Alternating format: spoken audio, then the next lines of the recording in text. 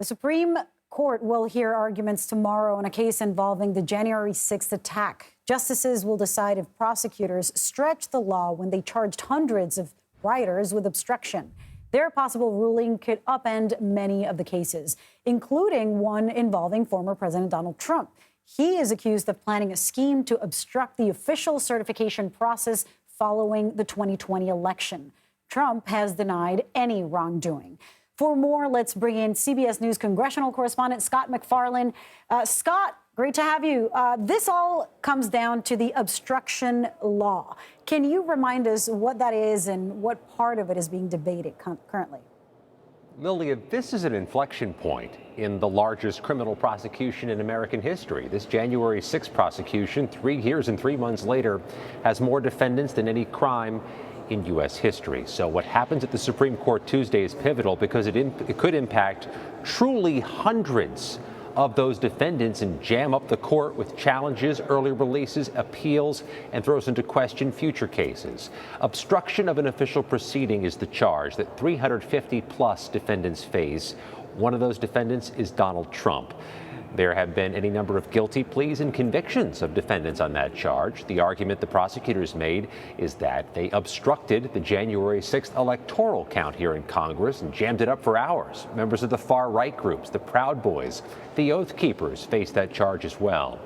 But one defendant in front of one of the nearly 24 judges here in Washington successfully appealed that issue, saying obstruction of an official proceeding is not appropriate in the context of the January 6th riot. That charge came from a law passed after the Enron financial scandal in 2002, and according to the defendant, was more appropriate for financial crimes and things involving documents, not the attack on the Capitol. The Supreme Court hears whether it is appropriate tomorrow. The arguments are expected in the morning, a ruling likely by June.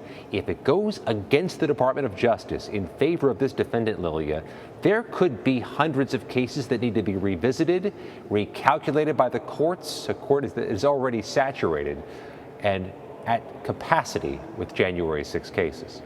All right, Scott, so where does the Trump case come in? How does it all connect? Now, he is one of those defendants accused of obstructing an official proceeding, obstructing the January 6th count by directing his supporters to come to the Capitol en masse. But of course, his case is different, not just because he's a former president, but because he obviously wasn't here January 6th. And he's accused of being part of a scheme to submit fake electoral names to the Congress. So it gets back to documents in his case. So the special counsel, Jack Smith, is going to argue that the charge is still appropriate for Donald Trump, no matter what happens with the January 6 rioters. But of course, this carries the potential of slowing the case down further, and it's already on a knife's edge, Lilia, trying to get this case to trial before the election. This would be another complication and potentially another reason for delay. Scott, we like to predict the future based on prior voting records. So how's the history of the justices voting give any indication of where they will fall? There's one real big indicator that they took this case in the first place.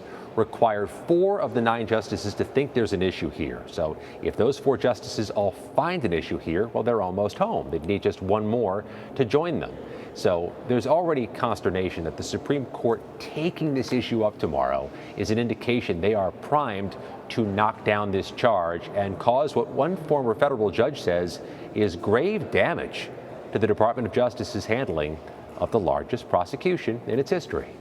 So, Scott, I want to move on to something else. While on Capitol Hill, though, impeachment articles against Homeland Security Secretary Alejandro Mayorkas are expected to be transmitted tomorrow afternoon.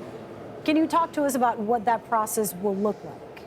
There is a formal procedure that's required. They have planned on doing this Tuesday afternoon here in Washington. The impeachment managers, the House Republicans assigned the task, will truly walk the impeachment articles over to the U.S. Senate side of the Capitol, where they will be formally received. And one day later, which is Wednesday, in the afternoon, the senators must sit as a jury with the President pro tem of the Senate, Patty Murray of Washington, presiding over the proceedings. These proceedings could be so quick, if you blink, you miss them, because Democrats control the Senate and they want to dispose of this thing as quickly as possible. It could take minutes, maybe hours, but there's no expectation there's a protracted trial here. Democrats think this is a political ploy by Republicans to tarnish the Homeland Security Secretary. They will dispose of it quickly. Scott MacFarlane, thank you.